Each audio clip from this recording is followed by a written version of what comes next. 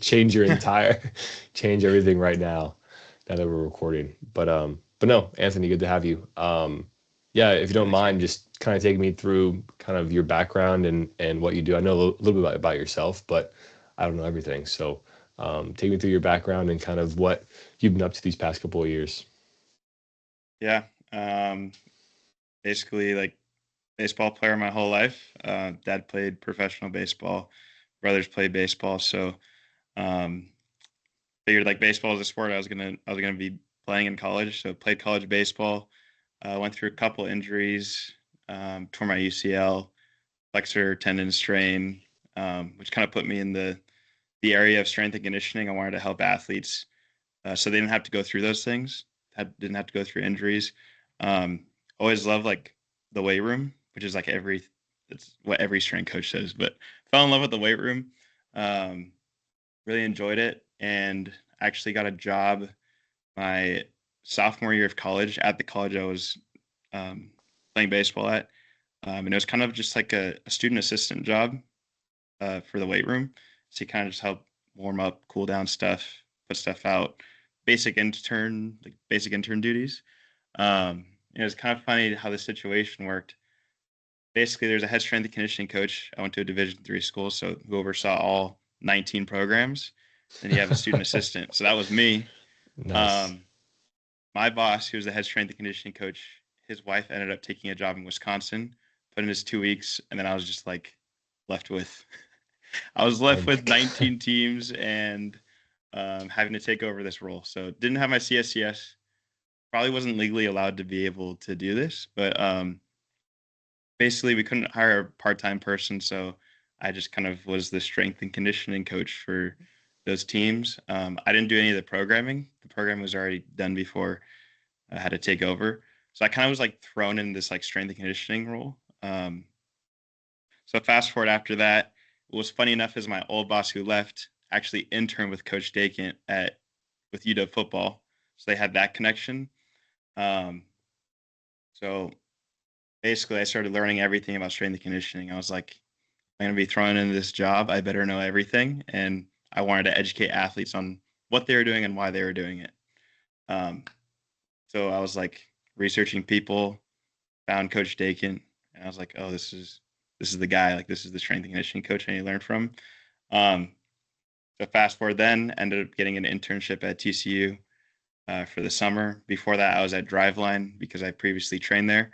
It's like 5 minutes from where I lived. So intern at Driveline, went to TCU for an internship, went back to school, um, finished my undergrad in exercise science, and then got hired on at TCU as an assistant, helping out with baseball, or assistant coach taking with baseball right now, leading women's tennis, and then helping out at ISP with all that stuff. So that's Nice. kind of like the shortened version, kind of just like through injuries, loving strength and conditioning, and kind of being thrown into the role is how I kind of got into this. And yeah, very fortunate to be in the position I am. Yeah, But yeah, 100%. That's crazy. I didn't know that you were in charge of 19 programs. That's I wouldn't say I insane. was in charge, but I was overseeing them. Like I was Yeah, yeah, the yeah. probably the only person in that weight room. Yeah, that's crazy. So how was what was your journey in terms of as a player like in terms of, you got injured, you're at Driveline, like what was your experiences with those things like? Man, Driveline was probably and I think it always will be like the coolest atmosphere I've ever trained in.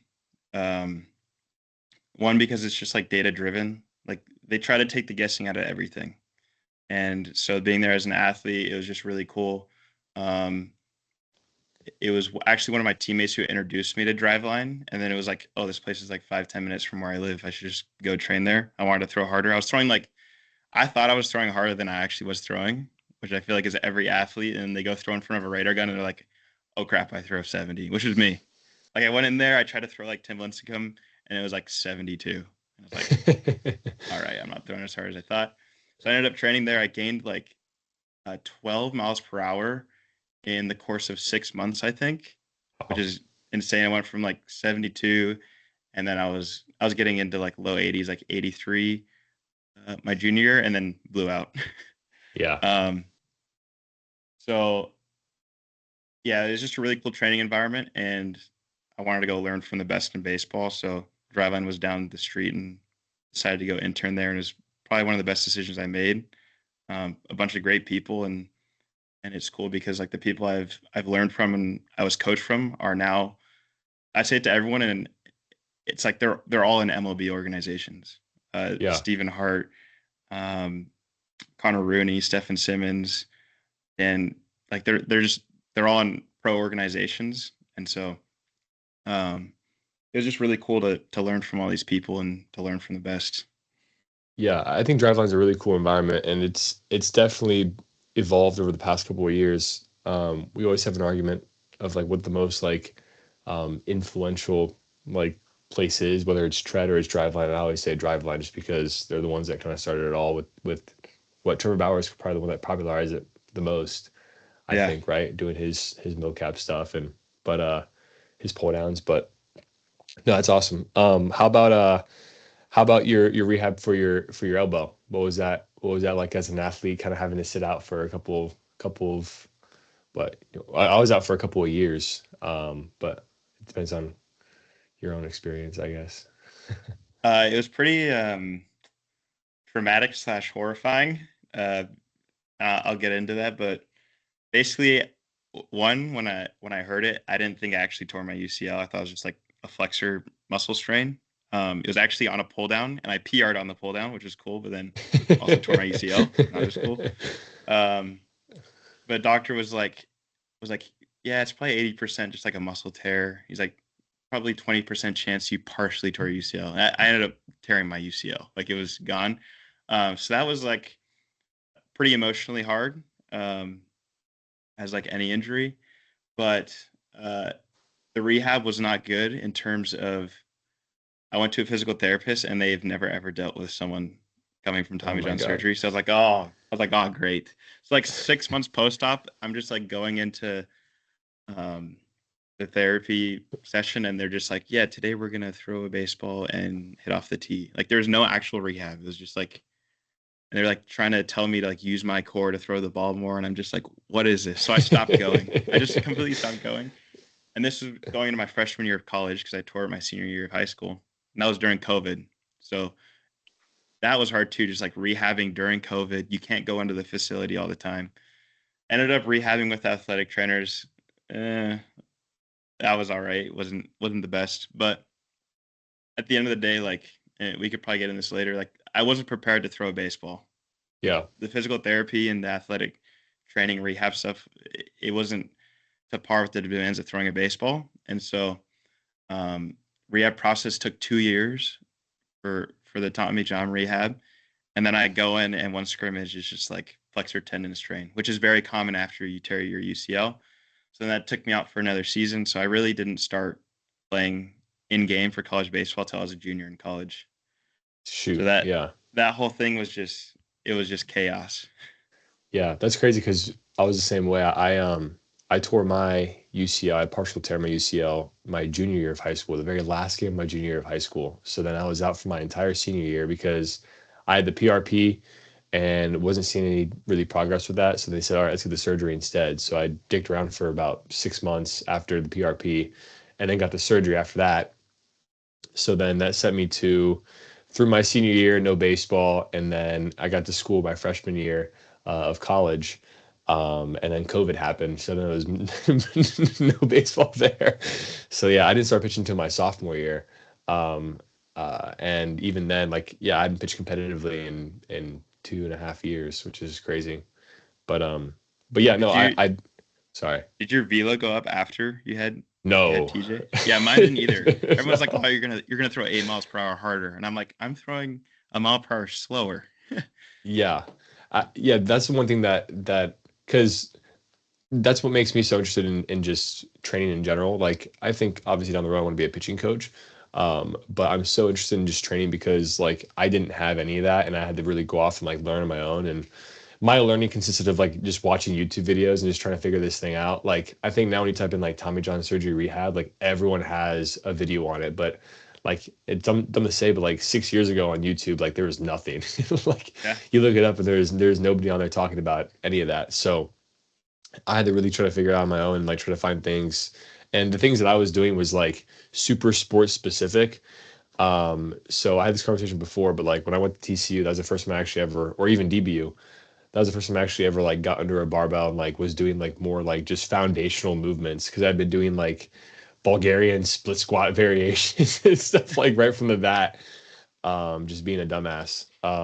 But no, so I guess to ask you the first question is like, what's it like being in the college setting, like going from Driveline? Now we have all this data driven stuff. You're actually able to, apply it kind of like hand in hand, right? Like the batting cage is right there next to the weight room. What's that like going from Driveline to TCU now? And what are some things you've learned, I guess, just programming or observing athletes that you didn't really realize as an athlete yourself? Yeah, there's a lot to unpack in that. Working in the college setting is very different in terms of like you're dealing with way more outside of just like throwing and lifting. Um, like the way I see it is like you truly have to approach like athletes as humans, like giving them the habits to be like really good humans, which helps them develop an athlete. Whereas at Driveline, it's like a very controlled environment. Like one, they're paying to go there, and they're paying a lot of money, and so it's like they want to be there. And not that college athletes don't want to be there, but the weight room might not be the number one priority for most people. Um, but they're paying a lot of money to be there. And then two, like like you said, you have the pitching trainer, you have the strength coach, and you have a physical therapist all under one roof with like no physical barriers. Like everyone's in the same place with the same goal. And so like you're able to attack those goals really well. Um, Now I think the problem where it comes with college sports is those things are separate. Uh, there's a lot more outside variables that come into play. But I think the biggest thing, like from a coaching perspective, is you've probably learned this too as an intern at TCU, is like you have to learn how to control the room and control everyone in like a chaotic atmosphere and environment. Again, like private sector is like more controlled. You're only with them if they're training for the summer for like 3 or 4 months. Whereas like you have a full team of 40 people who you have to take through a warm up, a lift, and everything else. So with that, like in the college setting, um, I think the biggest thing is like teaching like habits of consistency, and it's very eye opening because you've probably noticed this too. When you're a college athlete, you kind of just go with the flow. Like you get told what to do and where to be, and you just kind of show up. And then now that I have like a coaching perspective looking in, it's like I had to go through that, and like I did all that stuff, and I'm like, how do these athletes do that? And I'm only 7 months out of college. Um, so really, it's like for me, it's about like controlling the chaos and not necessarily making the weight room the number one priority. Although it's like, and that's me saying that as a strength coach. Like it's definitely important, but I'm gonna give them things that are gonna help them outside of just the weight room. Um, so I've been looking at lately, and it wasn't until I had a talk with Anthony Cockrell, who's the director of performance for volleyball at SMU, Mhm. where he was talking about like he's going a little bit off topic, but he was talking about how you can impact the athlete and the sport outside of just the weight room. Like at the end of the day, what you do in the weight room probably won't have a direct correspondence to what happens on the field, but there are things that you can do that are going to help it, whether it's like mental skills, whether it's nutrition, whether it's again like those habits we talked about, whether it's like player health. Like there's things outside of just like training in the weight room that you can do to help with those things. So uh, I say like the last 7 months, that's the biggest thing I've learned, and the biggest switch I've had is that as a strength coach, like even saying it's not all about the weight room. Yeah. Yeah. I'll go even off on a different route with this question because when I was at TCU, like DBU is a very high standard, like everything has to be a certain way. And I didn't really realize how important that really was until I got to DBU. Because at Hmm. my Division II school I went to, like we had weights, but it was really kind of more casual, like right down the board, whatever, and everyone would do it for that day. And versus like at DBU it was kind of like, hey, everyone's on time, everyone's doing this, everyone's shirts are tucked in, whatever. And then when I got to TCU, it was like Zach was like the jumping jacks and Yeah. like holding the standard that way. And that's one thing I never really realized how important it is as a player. Obviously as a player you want everyone to like each other and we want to build a team culture, but like all the really small things and like admitting you're wrong. Like for people that don't know, like the jumping jacks is like everyone stands around in a circle and all have to perform jumping jacks in certain variations, and everyone has to stop and start at the same time. Everyone has to count all together. And you'd be surprised how many guys mess up. And it takes, how long did it take this year for you guys to do it? I think we took 11 laps was the highest one we did. I think that was day two of the Omaha Challenge. It took us, yeah, we did 11 laps, so 11 times to complete it. Yeah. The first day of fall training, I think it took 40 minutes. Oh my God. So like, yeah, the standards and expectations are very high. Yeah. And I absolutely love that. Like I think that's one thing that I would totally like die for as a coach is just like the like holding a certain standard for guys and making sure everyone does it because it really is important. I mean, regardless, even if you win or lose on the field, like it's going to be a standard for life. And I think that's one thing, kind of what you say, like it carries over into outside of the sport as well.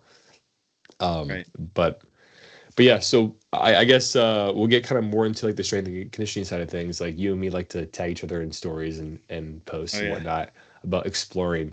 So how important for you is it to explore as a strength coach in terms of different movements, trying out different things and being like the test dummy or the test subject? Yeah. Um, let's see. Growing up, I only played baseball, so like that probably sets the stage of like I was never as a kid like I couldn't hold on to monkey bars. Like I was like the obese kid who like couldn't hold himself on monkey bars. Like for the longest time couldn't do a pull up. So I couldn't climb trees. Like so I missed out on these like things that as a kid you're supposed to explore because I was just like everything was baseball, like baseball to become a better baseball player. And so it it wasn't until I went to Driveline and then I was like watching Bryce Kreider do a warm up with like these college and pro guys. Like these guys are like doing somersaults and cartwheels. Like, I was like, what are you doing? Like, and it's just you're exploring. You're giving people, you're exposing them to like general athletic movement things. Things that we miss out on when we're kids, and especially athletes who specialize in one sport. It's like you miss out on all those general qualities of like spatial awareness or proprioception or coordination, all these things that we miss out on. Like it wasn't until I was 16 that I knew how to do a somersault or a cartwheel. I learned how to do a cartwheel 2 years ago. So it's like, um, but going back to the question, like I think exploring it is really important because of that reason. Because you miss out on so many like general movement patterns as a kid in an era where sport specialization is people find very, very important. So you miss out on these things that are probably going to actually aid you in your sport, but we take it away because it's like, I need to focus and work on solely this one thing. And so something that I found very interesting working at TCU is one, I ask a lot of questions. Like anyone who knows me knows that I annoyingly ask questions. And so I'd ask like these really good athletes all the time. I'd be like, did you play like any other sports when you grew up? It's like, oh yeah, I played 3, 4 sports in high school. I was like, that's weird. But it wasn't weird, but it was just interesting how like it seems like all these like really good athletes or these people who move well like play multiple sports. Um, and there's like a couple of track and field athletes that I asked, and they're like, "Yeah, I did gymnastics growing up." Um, so all that to bring back to like they were just exposed to all these different skills, and the way I think of those skills is like you just have more files in a file cabinet. Like the more files you have, the more movements you could pick up from to like get someone to do a specific movement that you want them to do. If you don't have like a diverse or variety of like these files in your file cabinet, then like you have nothing to pull from. So it just goes back to like how we think of GPP in the weight room. Like it's just very general. Like it's not very specific to the sport. I think you do the same thing when it comes to like exploring movements, whether it's like basic gymnastics, whether it's cartwheels, somersaults, handstands, like getting exposed to these various positions isn't just good for like from a motor learning perspective, but it's also good for just like exposing different tissues to different things. Um, and so I've started to do that more.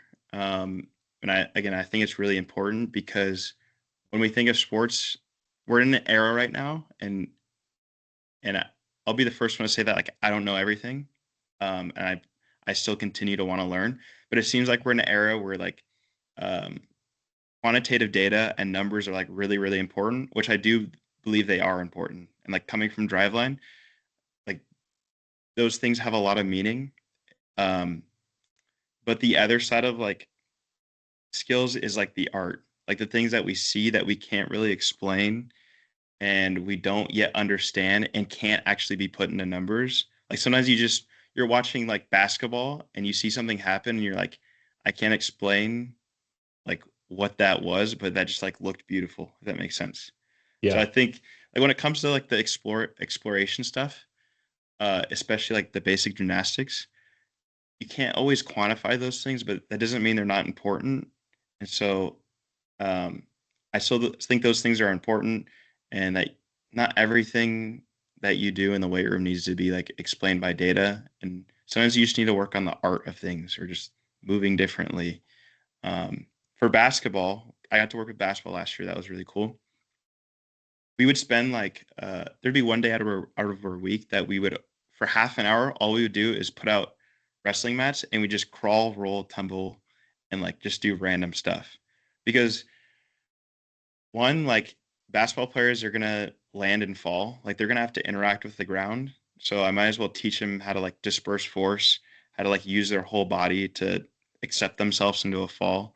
And then two, it's like you're just exposing them to different movements, and you're kind of like getting mobility out of it in a hidden way. Like there's ways to get certain qualities you want, even though you might not necessarily be attempting to get them, if that makes sense. Like Yeah. I need some more hip mobility in these players, and it's like I don't need to just do like um, structured mobility. Like we can just crawl in different variations, and we could probably get the same benefit out of that.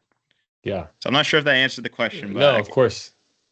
That's good. but I, I like what you said about the file cabinet. Like, you have more files in your file cabinet because that's one thing. Like, my file cabinet was empty as hell. Like growing up, like I didn't do any of that stuff. I was always a kid like running around a recess, but I was never the kid that like was on the monkey bars or anything. So like when I got to playing different sports, I played a lot of different sports growing up, and even in high school, I played what 5 different sports, I think, and and yeah, like I didn't have any of those qualities at all in terms of like being able to do a somersault, being able to do a bear crawl or anything like that. So like for me, like now is ever since I got to TCU, I've been exploring kind of just different movements and trying to like find some kind of athletic capacity that I could claim onto. But but no, like yeah, even for you, like I think it's cool, like seeing you like try different things out, and I think it's funny being a strength coach and like doing those things, and people think like, oh, this guy's weird, or like this guy, he wants to give his athletes this now, and it's like, well, like that's it's important. It's important. Like a lot of people can't even do a cartwheel or somersault. I was a kid that couldn't do a cartwheel or somersault, and it actually can go a long way.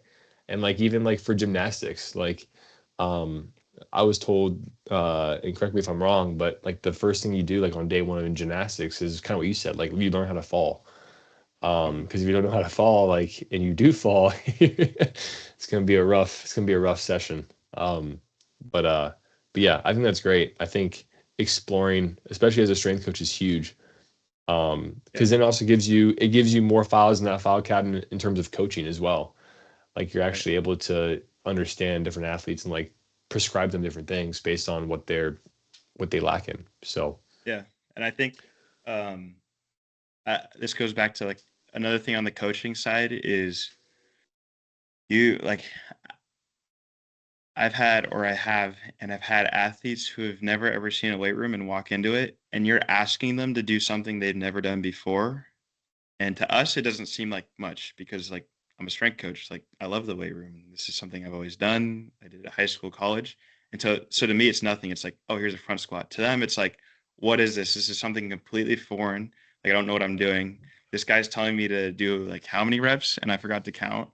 Um, but basically, what I'm trying to say is you're asking them to do something that they've never done before, like do a skill that they've never been exposed to. And so I think it's good as a coach to expose yourself to things that are foreign or that you haven't been able to do from like a mental and emotional perspective, to put yourself in the seat again of like what it feels like to be a beginner. Um, like I don't know, I know like it was a different reason, but there's a point where like Trevor Bauer started throwing left-handed, and that's kind of what I think of it as me. Like I'm not throwing anymore, but to me, it's like I'm just doing things that I've never done before to put myself in their seat, and it's also going to help me coach them through it. Like the words that I use can work for one person, but can not completely work for someone else. And I think like trying to teach someone how to tumble and roll and do those things like can honestly be harder than teaching weight room movements at the Yeah. end of the day. Um, but it doesn't have to. How should I say this? If you're trying to explore a movement, it also doesn't have to be like, oh, I immediately have to just try this handstand. Like something that we did with TCU baseball is we're doing a handstand progression. So it's like we're starting at the most basic, like simple things of like getting your body slightly inverted to more inverted to like fully inverted. Just because like I'm ripping handstands all the time doesn't mean I'm just like, hey, let's go rip some handstands. I don't care if you fall. Like there's a Yeah. sense of like you still have to have a sense of safety with people, and that's the thing that kind of sucks with social media is like you can post things and people will think, oh, that's all he does. Like all this guy is doing is just handstands and crazy stuff. And it's like, no, nah, that's maybe like 1% of what I do. Yeah. Going off of that, like you brought up TCU doing handstands, like one that fires me up. But two, like how do you find time to explore with your athletes when you only have so much time with them? And also to like when like the off season is so limited too. Because like once you get in season, it's kind of hard to go explore and do things, right? Um, but what's your strategy to that in terms of programming it and giving guys time to explore? Or is it kind of more of a, hey, like go off and do this on your own? We'll spend a little bit of time here doing it, but then I encourage you guys to go off and do it elsewhere. Yeah, I think for the example of the handstands, like the way I see handstands is it's an armored heat. I believe talks about this a lot. It's like one of the best movements in terms of like serratus anterior activation, which is really important for stabilizing the scapula. So anything that requires protraction, which is reaching out, Mhm. and upward rotation of the scapula is going to activate the serratus anterior. Um, so it's like the handstand is kind of in place, and I get like I don't write Coach Dakin writes the program, but um, the handstand is kind of in place for our scapula stability work. So it's kind of like where can I put this thing in and replace it with something else instead of like adding more to the program. So maybe like on one day we do maybe on Tuesday we do waiter walks, but on Thursday we're doing a handstand progression. So we're inverted again. We're getting in that position where we have um, we're working scapular stability, and then we progress the handstand progression. So basically, the handstand progression is like you go from A frame, you elevate the feet a little more inverted. You're putting more weight on the upper body. There's more demand to stabilize, and then we're basically just like shifting with the hands. There's more unilateral demand, more stability, and then hopefully the goal is to get. We've gotten everyone inverted on the wall, all the pitchers. We got them inverted on the wall. Now the goal is, can we try to get them to come off the wall? Yeah. Um, but to go back to your question of how do we like do it in a minimal off-season time, again, kind of going back to what I said, like the exploration stuff is really good in the time of GPP because it's very general. And so what I've done is, and this was actually my boss at PLU, Zach Losek, who introduced this to me, is that during during the warm up, and I did this with basketball last year, I would pick 3 to 4 movements and we do a 10-minute clock, and they're trying to complete as many circuits as you can with Mm. like, and the warm up would be completely different every single time. It's like no one would be able to guess the warm up because I changed it every single day. And so that in itself is exploration because you're doing something different. Um, and then within the exercise, I'd make it different. So for example, we would do like I'd have them sit crisscross applesauce, they'd be holding either a med ball or a kettlebell, and I'd tell them like you have to stand up 5 different ways and sit back down 5 different ways. You have to do that for 10 reps. It's like you hold the dumbbell over your head with your right arm, with your left arm on your shoulder, behind your back, but you would have to get up 5 different ways and sit down 5 different ways.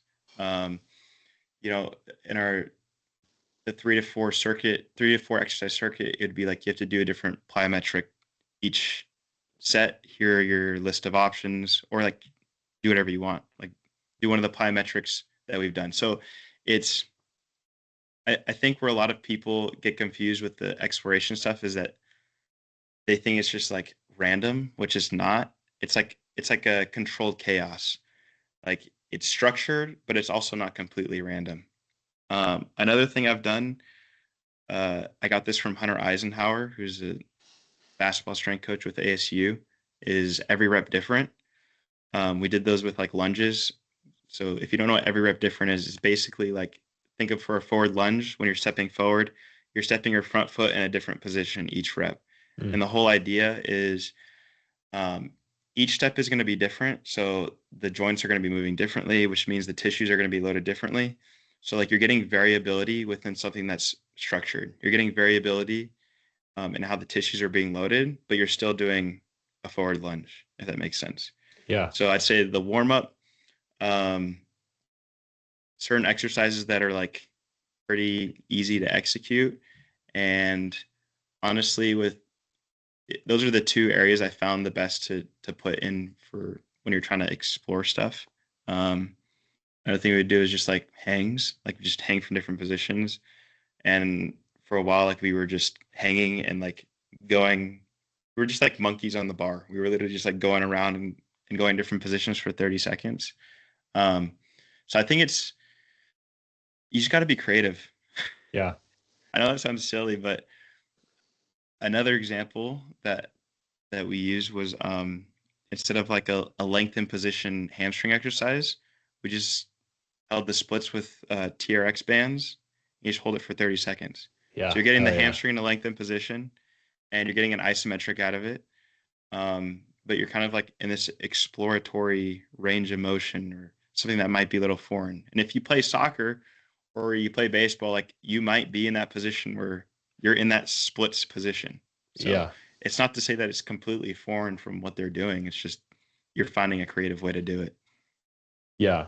I think also too, like we've gotten so like sports specific that I think going back to like, yeah, the very basics is pretty fun. It's fun for athletes, I think. Like I think there's Yeah. also like thinking about it myself, like there's in terms of like warming up and stuff, like when I was in my first 4 year, like, I did the same warm up almost every single day for 4 years, and it's like it gets to a point where it's like there's almost like this mental fatigue of like your body gets bored, right? Like your body gets Hmm. bored in doing it, not only just psychologically, but just like you begin to get lazy, you begin to build bad patterns. It's no different than if you throw from the stretch every single time you throw.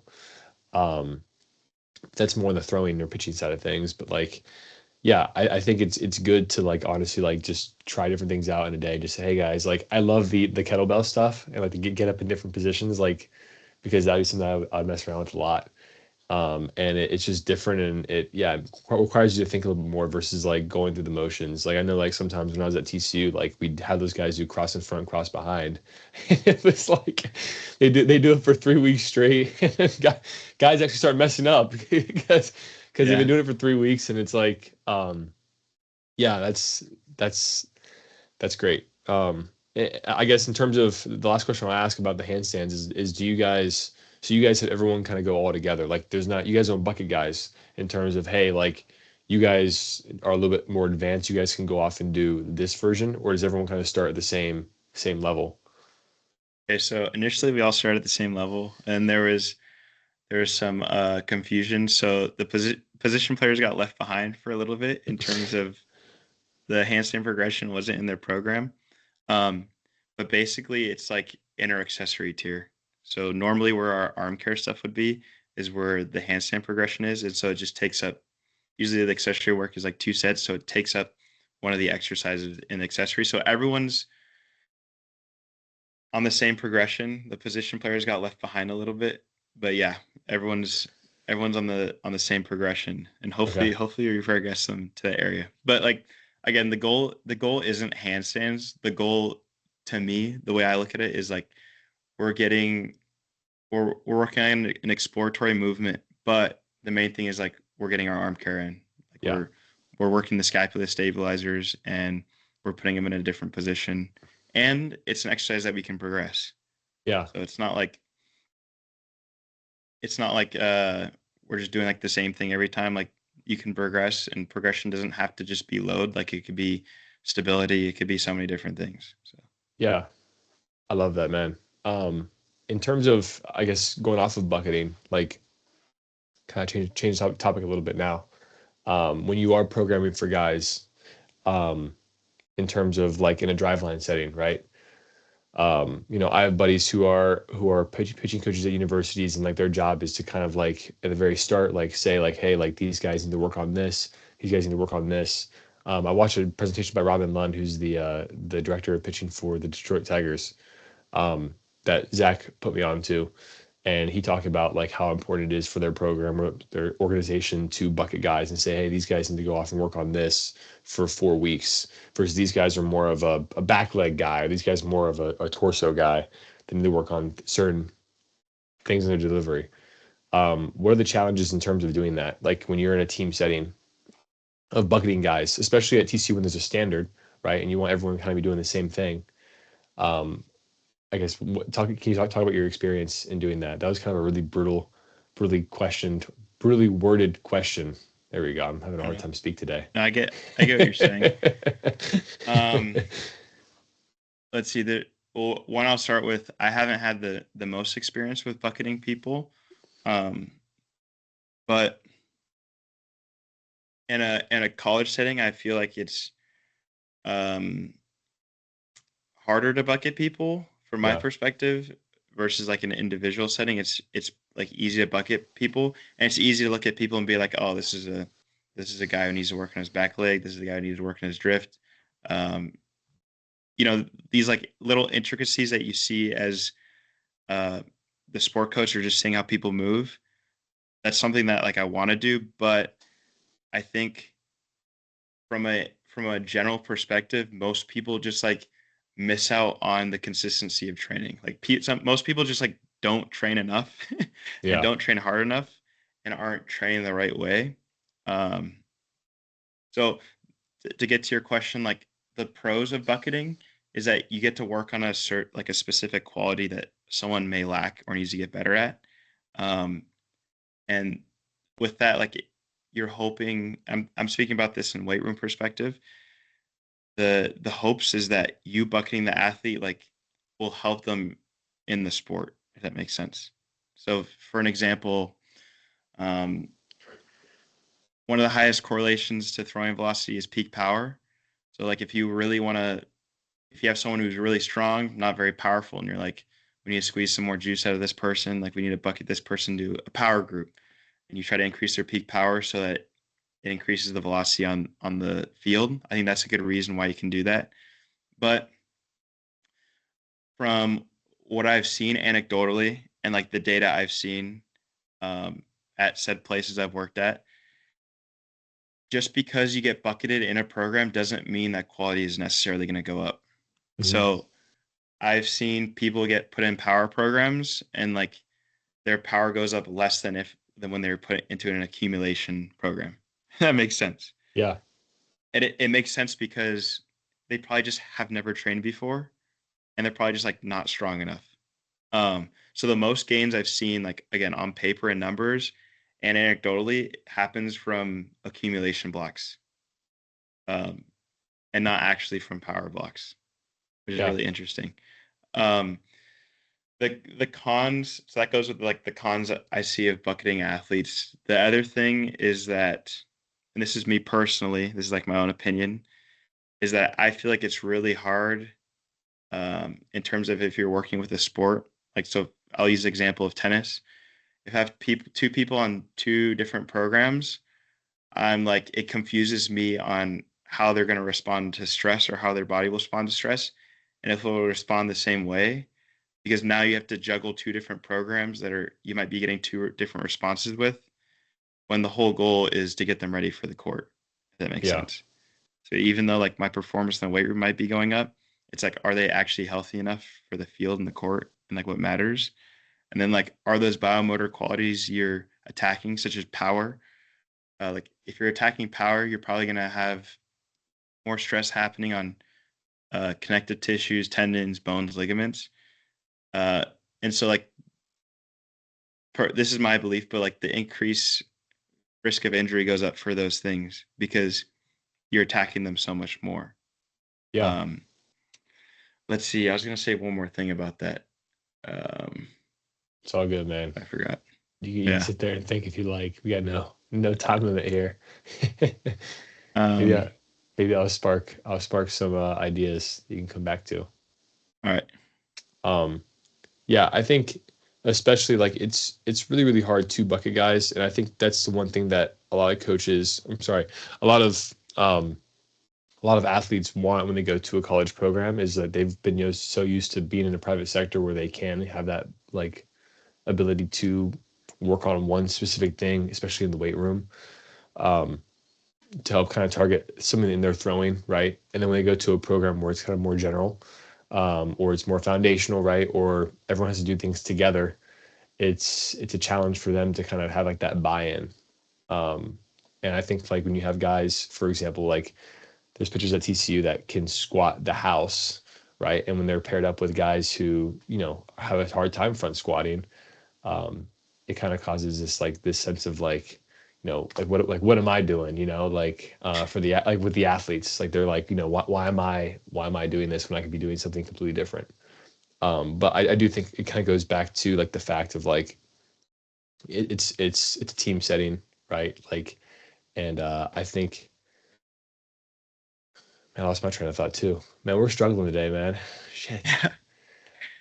No, I think honestly, like it just comes back to the fact of like, it's team setting and a lot of guys, although they want they want to be bucketed, I think it's really important for them to um shoot, I lost my train of thought too, man. Shit.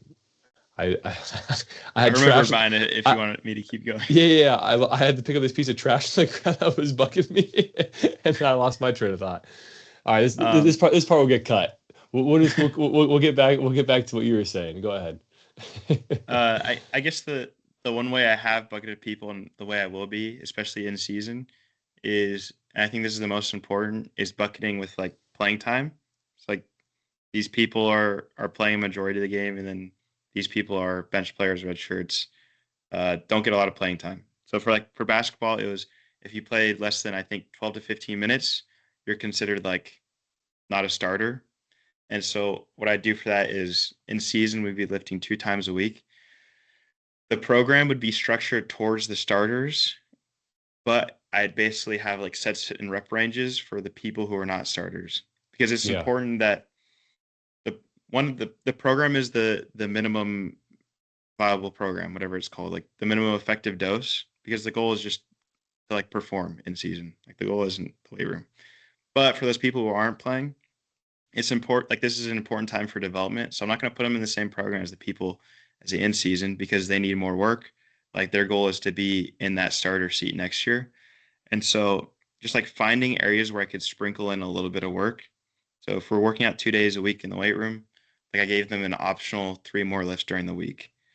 So again, I see it as like a consistency thing rather more than just like, oh, this person needs like more power. It's like, or they just need to get stronger. Um, yeah, with that same thing for conditioning, like they do their conditioning before practice if we knew that they were a non-starter. And we framed that in a way where it's like this isn't like us getting upset at you, like, oh, you're not a starter, so we're gonna make you do more conditioning. It's like we want you prepared for the game and for the conditioning demands of the game. So we're gonna give you that before the game so that you can be on the same level as all these starters in the case that you do have to go to the game and perform.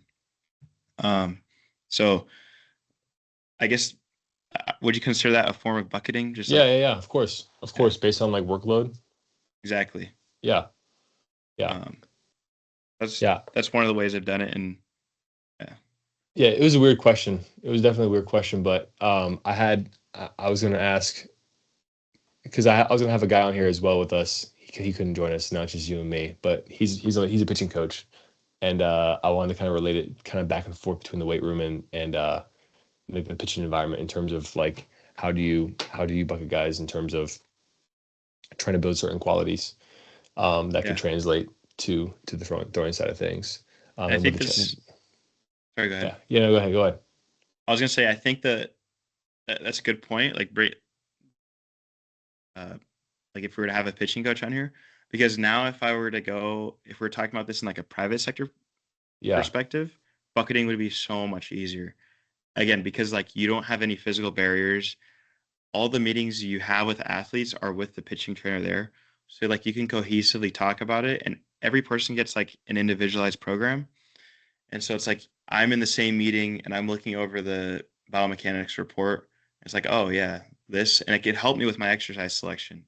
It's like someone who lacks internal rotation. It's like we're probably going to give them more unilateral hinging movements. Maybe add some more internal rotation mobility, like target the adductors. Um, or like this guy uh, sucks at getting down the mound. Like we might do some uh, like med ball throws that get them like that get their body moving faster, like in a lateral movement, to get them used to like the speed of their body moving, if that makes sense. yeah, So that was kind of a stupid example, but the whole point is like I can look at things in the biomech report and it can help me with my exercise selection because although again it doesn't mean that this exercise will be more specific to throwing, it's going to help. I believe it's going to help bridge the gap. That makes sense, yeah. especially when you're looking like to squeeze just a little more out of these athletes. Do you think that college athletics will ever get to that point? Um, I I don't think so. I don't think so, but I honestly think like the MLB will and pro sports. If Yeah, you, I don't know if you paid attention to like the job market, but there's been some organizations that have started to list integrated roles, like where you're the pitching coach and the strength coach, yeah, um, which kind of screws like the strength coach or the pitching coach because now you're doing two jobs for probably the same pay. But it's yeah, really good because that's what you're doing. Like you're seeing things from both sides and seeing how you could bridge the gap. And that's like how I see all these um, like old Soviet and Russian track and field coaches or strength conditioning coaches got really popular is because like they were the skill coach and the strength and conditioning coach. Like Bondarchuk, like he did both. It wasn't just one of them. Um, so I think that's really important. But I think just with college sports, I think there might be too many people. Maybe I'm wrong. yeah, yeah. Definitely in a smaller setting, probably if you have, three or four kids, like on a team, golf team or whatever maybe. But yeah, I think with 40 guys, it'd be kind of hard. But I'd be interested to see what it looks like though. Like I think honestly, like it is there's like this individual like aspect then that is there more than ever, I think, in terms of like college sports, in terms of like NIL and all these things. I could see people kind of start trying to like want to integrate like more of a private sector kind of thing into college athletics. I don't know how it would work though. You probably need more staff members to do that. They Yeah, just pin it. They just pin it right all on you.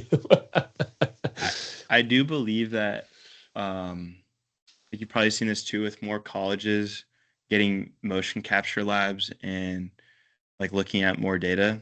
Um, I think they're going to use that as a form to bucket pitchers specifically. So again, like I think bucketing is like really good on the skill side. In terms of like this guy needs to get down the mound faster. This guy isn't getting into his back leg.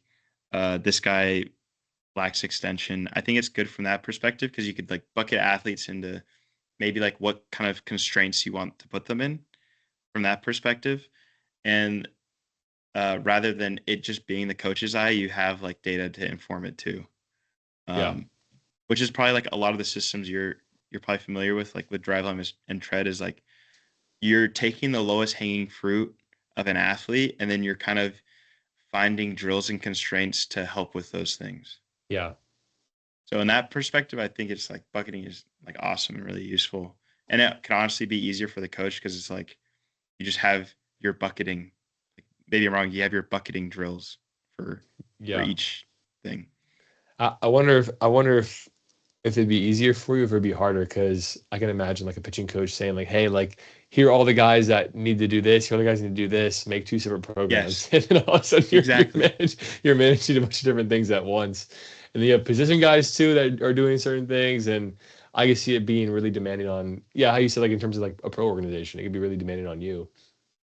Yeah. Um, but yeah, actually I was looking at jobs the other day, and I came across like the Astros had a pitching coach job available, and it was like you also need to have a CSCS, you need to have all this stuff, and it was like your job is to also program for all these guys, and I was like, well, if the pay's only this much, like, you know, Right. should be getting paid double, but um, but yeah, I going off of the old Soviets, I've been watching a lot of West Side Barbell stuff, so I'm like so bought in to. I'm from Columbus, Ohio, so that's where Okay. West Side Barbell is at. So I have my Got West it. Side Barbell shirt. If I could just tap into a small ounce of intensity that they had when they would train, I think I'd be a lot better of an athlete. But Insane. yeah, no, I've been watching a lot of that stuff. I've seen the documentary probably 5 times now. And I'm rewatching it again just to fire myself back up. But yeah, I guess the last question for you is in terms of like athletes that are going to college, or athletes that yeah, I'll start with that first. Athletes that are going to college, because I get a lot of DMs all the time from players, from high school players, asking about like, oh, like what should my numbers be for my squat, deadlift, and bench. Um, Going off of that, like what would be your biggest advice? I know this wasn't really on the questions list that I sent you, but what would be your biggest advice to a guy that's like, oh yeah, like what should my squat, deadlift, and bench be by the time I get to college? What would your response to that be? Um, Same thing. I have so many different ways to go with this because a part of you've probably noticed this too. Like a part of your the opinion you give to your athletes is based on your own career. So I try not to do Yeah, that too much. But honestly, it sounds silly and like people hate it, but it's like it just comes down to like the consistency of your habits, and those habits are just like how you treat your body. So like nutrition, hydration, sleep. Consistently training 3 times a week, regardless of like if you're in season or out of season, like the poisons in the dose.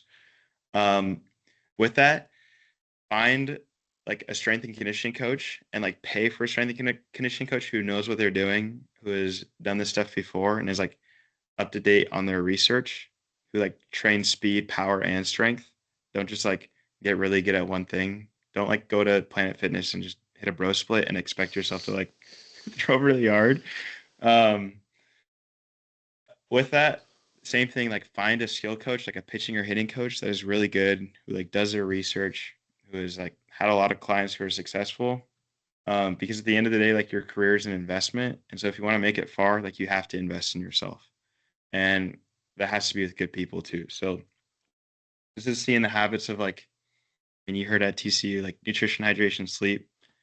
The reason why those are important to me is because I thought that was like garbage. I was like, yeah, whatever. I'm just gonna train my ass off, which I did, and yeah, then I ended up getting hurt. Like yeah, I tell everyone, I used to it'd be like a recovery day at Driveline, and I'd throw, and then I'd go to like my team practice and like throw from the outfield, and then I go like hit a CrossFit lift after already lifting in the morning at high school, and I was just like, yeah, I'm gonna get ahead of all these guys. I'm like working twice as hard while I was like on a keto diet, sleeping 4 hours a night, and like drinking 3 banging energy drinks a day.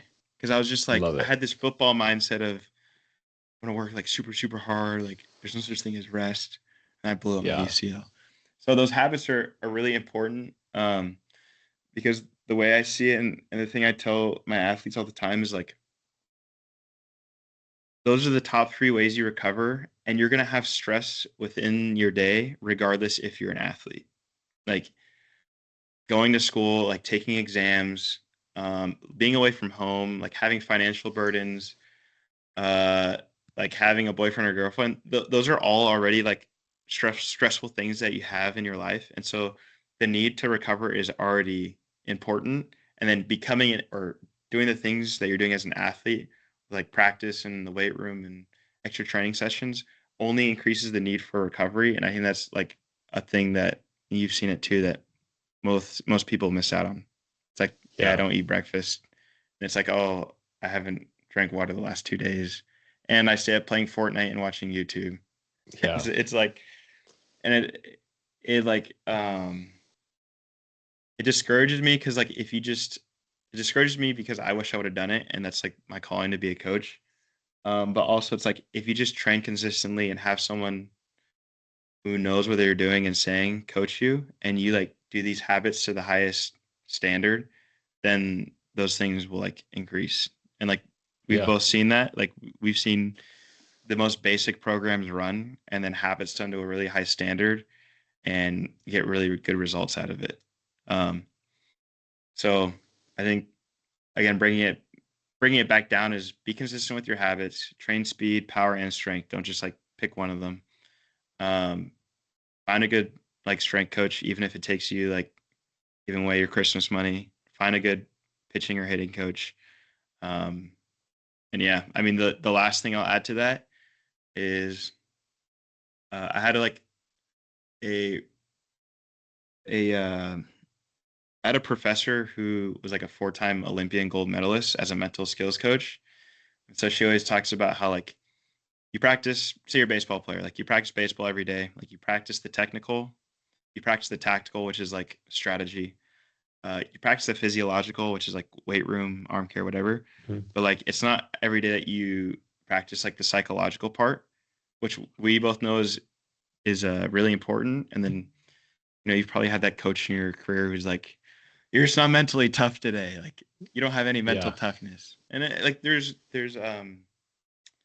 like merit to that, and like baseball is a very psychological demanding sport. There's a quote that like baseball is 80% mental, but it's like that might be the difference between a really good athlete and an elite athlete. Like the way she says it is like that's the difference between being a great athlete and an elite athlete or an Olympian. Is it could just be like the psychological part. um and so like, if you think about a chair and you have uh like 4 legs on a chair, like if one leg's a little bit uneven, the whole foundation is like lopsided.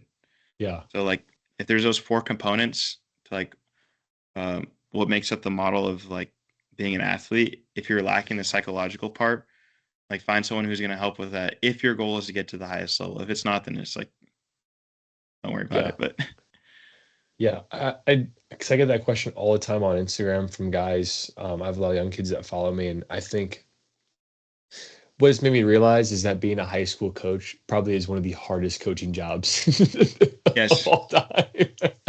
yes, Because you have so many stressors. You have to, I think as a college or professional like coach, like you have it a little bit easier because you have athletes that are coming to you that are almost complete. They're missing a few puzzle pieces probably, but like the only way the puzzle gets put together is through like their high school their high school coaches.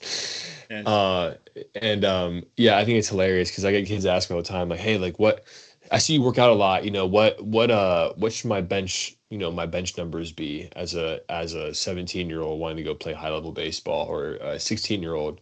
And like my question is like, all right, it's like let's backtrack all the way. Like how much calories do you eat in a day? Like how much water do you drink? How much do you weigh? And like kids kind of get offended when they ask that. Like, oh, like like why can't you just tell me? It's like, well, because like when I got to school, like there's guys that are extremely weak and they throw 100, and there's guys that are very strong and throw 100, or like there's no clear cut answer for performance, like in terms of like your skill. So like really like it really doesn't matter what you squat, bench, or deadlift, but like what does matter is what you're saying, like how consistent are you in your habits, like Hmm. and also too on top of that, like you don't get recruited for how much you bench, buddy. Like Yeah. like you need to have an outstanding quality that is going to make someone look at you in the first place. So even though you can deadlift the house and you can bench and squat really well, like okay, like what's your 60 time? What do you like on defense? What's your velocity like?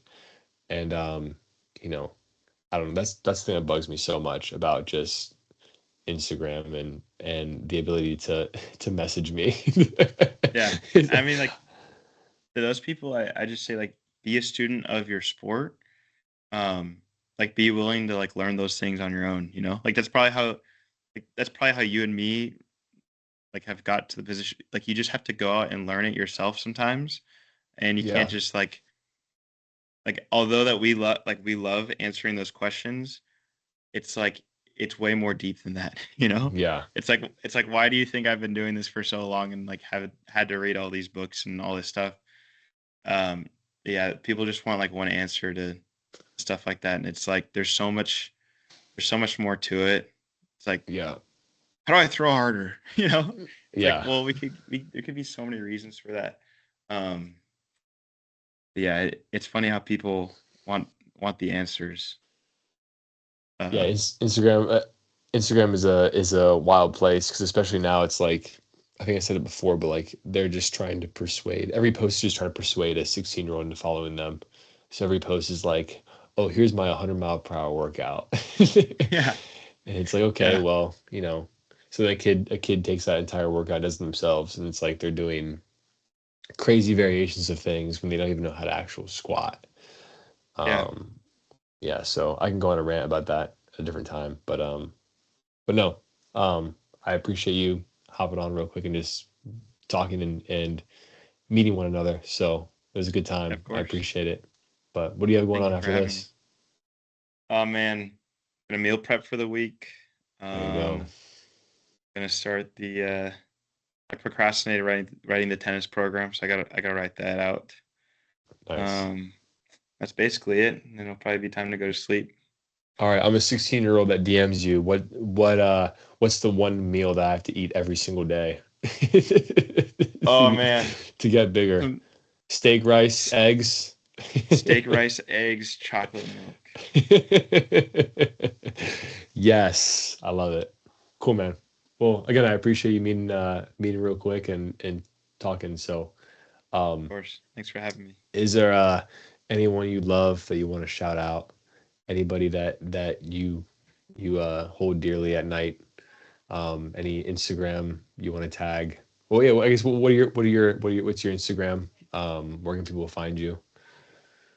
Yeah, my training Instagram or where I post all my crazy handstands is Anthony Adams Performance.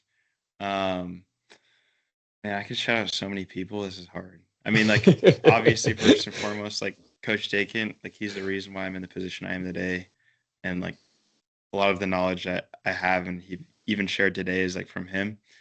Um, Honestly, just like well, my parents, Yeah, but and then just like all the people have like impacted me and helped me get to this like the stage I am today. Even the people who like didn't even know I was watching them, like all those guys at Driveline.